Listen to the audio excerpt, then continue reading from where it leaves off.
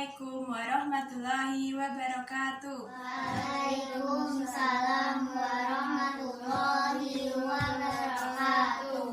Perkenalkan, nama saya Ristanti Dwi Lestari dari Prodi PAI, mahasiswa KKN Stayo Wonosari.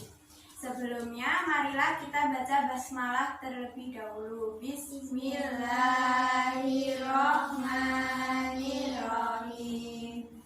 Siang ini saya akan mengajarkan tentang hikmah mendirikan sholat. Sebelum lanjut ke hikmah sholat, saya akan menjelaskan sedikit tentang ibadah sholat 5 waktu itu. Ibadah sholat 5 waktu merupakan rukun Islam kedua sebagaimana hadis Nabi yang diriwayatkan oleh Abu Abdurrahman bin Umar bin Khattab radhiyallahu anhu berkata, "Aku pernah mendengar Rasulullah Shallallahu alaihi wasallam bersabda, Islam dibangun atas 5 perkara. 1. Persaksian bahwa tiada Tuhan selain Allah dan Muhammad utusan Allah. 2. Mendirikan sholat. 3. Mengeluarkan zakat. 4. Melaksanakan ibadah haji. 5. Berpuasa Ramadan. Hadis riwayat Bukhari dan Muslim. Mendirikan sholat 5 waktu merupakan kewajiban yang mutlak bagi seorang muslim.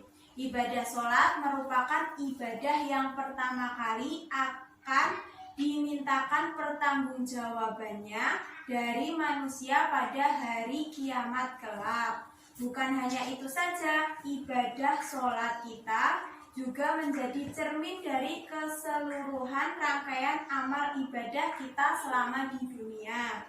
Rasulullah Shallallahu alaihi wasallam bersabda, yang artinya sesungguhnya amal ibadah seseorang yang paling pertama kali dihisab adalah sholatnya.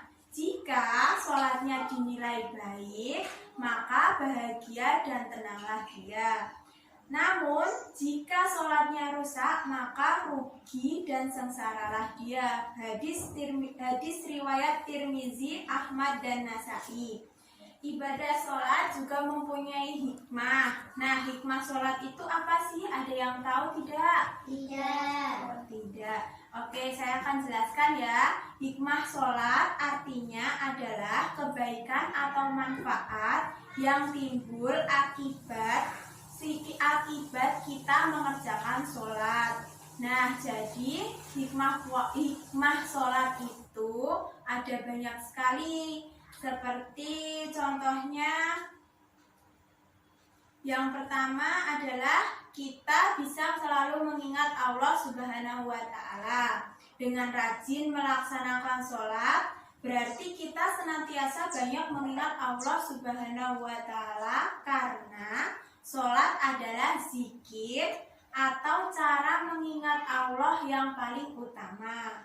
Kemudian yang kedua, dengan sholat kita bisa mendekatkan diri kepada Allah Subhanahu wa Ta'ala.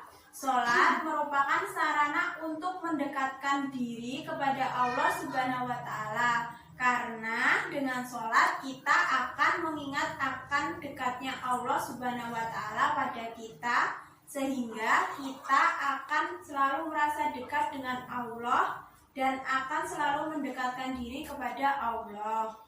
Kemudian hikmah yang ketiga dari mengerjakan sholat adalah disiplin waktu. Nah, sholat adalah ibadah yang ditentukan waktunya, sehingga orang yang sholat tepat waktu akan selalu menggunakan waktunya dengan baik dalam kehidupan sehari-hari. Kemudian yang keempat, hikmah sholat adalah kita bisa menjaga hidup bersih. Ingat syarat sah sholat bahwa kita harus bersuci. Masih ingat tidak?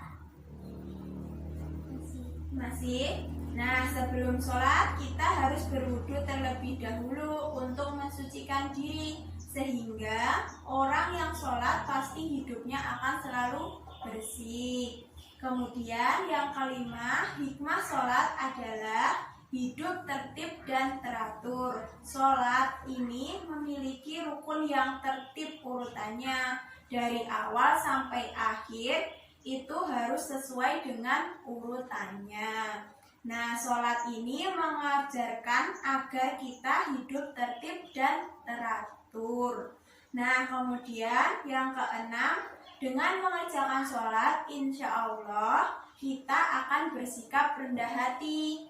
Dengan mengucapkan Allahu Akbar yang artinya adalah Allah Maha Besar, kita akan memahami bahwa hanya Allah lah yang Maha Besar, sehingga kita mengakui bahwa setiap orang sama derajatnya. Artinya hidup ini harus rendah hati. Tidak boleh merasa lebih hebat dari orang lain. Nah, kemudian yang ketujuh, hikmah sholat adalah hidup damai dan menyebarkan keselamatan. Sholat diakhiri dengan salam, yaitu Assalamualaikum warahmatullahi wabarakatuh. Artinya, salam sejahtera dan keberkahan serta rahmat Allah untuk kalian. Itu dilakukan ke kanan dan ke kiri.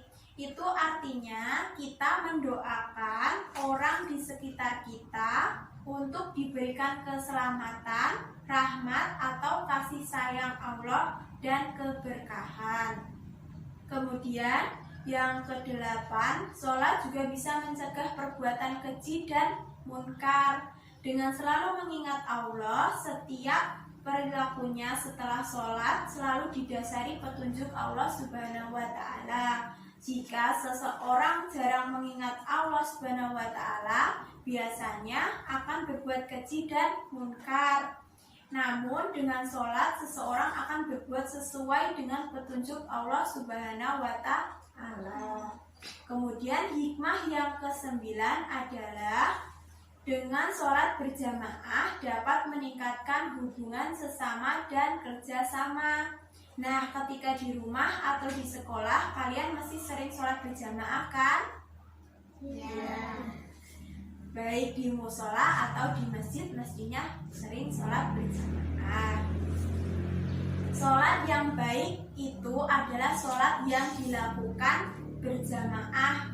Kenapa? Karena pahalanya dilebihkan 27 derajat. Kemudian dengan berjamaah kita bertemu orang lain. Kemudian setelah sholat kita bisa saling bersilaturahmi. Nah, jika ada yang kesulitan atau mengalami musibah, kita bisa tahu dan kita bisa saling tahu dan bekerja sama saling membantunya. Nah, itulah contoh dari beberapa hikmah mendirikan sholat. Sekarang ada yang mau tanya? Tidak. Oke, kalau tidak ada yang mau tanya, Mbak Ristanti mau tanya. Tadi hikmah mendirikan sholat apa? Ayo dimulai dari Mbak Arifah. Selalu mengingat Allah Subhanahu wa Ta'ala. Oke, Mbak Raisa. Mendekatkan diri kepada Allah Subhanahu wa Ta'ala.